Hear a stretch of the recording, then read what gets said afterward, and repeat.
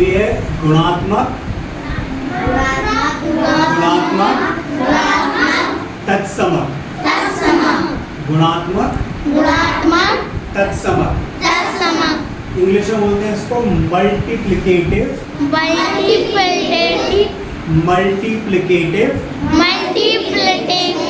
Identity. Multiplicative identity. Multiplicative मतलब हो गया गुणात्मक और आइडेंटिटी मतलब हो गया तत्समक। तो गुणात्मक तत्समक इसका क्या मतलब है अब ये समझते हैं। तो पहले मैं पढ़ रहा हूँ, मैं बोलना नहीं, सिर्फ सुनो ध्यान से और समझो कि क्या लिखे हैं अक्षर। क्या लिखा है? संख्या एक को पूर्ण संख्याएं, पूर्णांकों और परिमेय संख्याओं का गुणात्मक तत्समक कहते हैं। तो अब गुणात्मक तत्समक से तत्समक क्यों कहते हैं एक को ही? क्या मतलब है गुणात्मक तत्समक का? तो एक को इसलिए गुणात्मक तत्समक कहते हैं क्योंकि हमें एक ऐसी संख्या चाहिए जिसका किसी भी संख्या में गुणा कर दो तो वापस से वही संख्या मिल जाए।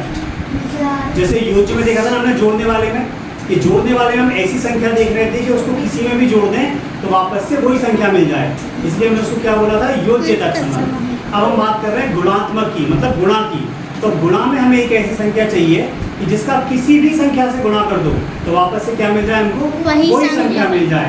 तो वो जो एक संख्या होगी उसको हम क्या बोलते हैं? गुणात्मक तत्समक। और वो संख्या कौन सी है? वो है संख्या 1, नंबर 1। कैसे? देखो यहाँ पे, जैसे 5 का गुणा 1 से किया तो क्या उत्तर आता है? 5। हाँ है आपको 5 एकम 5। माइनस 10 का गुणा 1 से किया तो क्या आया उत्तर? -10। वही संख्या आ गई वापस से 3/7। 3/7 में 1 का गुणा किया तो क्या आ गया? 3/7। वही संख्या वापस आ गई। तो मतलब किसी भी संख्या में 1 का गुणा कर रहे हैं तो वापस से वही संख्या मिल रही है, इसलिए हम 1 को क्या बोलते हैं? 1 को क्या बोलते हैं? क्या बोलते हैं 1 को? गुणात्मक तत्समक। बोलो, गुणात्मक तत्समक। 1 को क्या बोलते हैं? आ गया समझ में? अगला वाला तुम बताना मुझको। अगर मान लो मैंने संख्या लिख दी यहाँ पे 25 और इसमें गुणा करेंगे 1 का तो क्या उत्तर आएगा?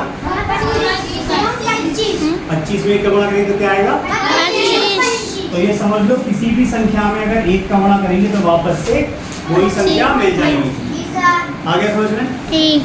कोई डाउट है? नहीं। लिख लो जल्दी से।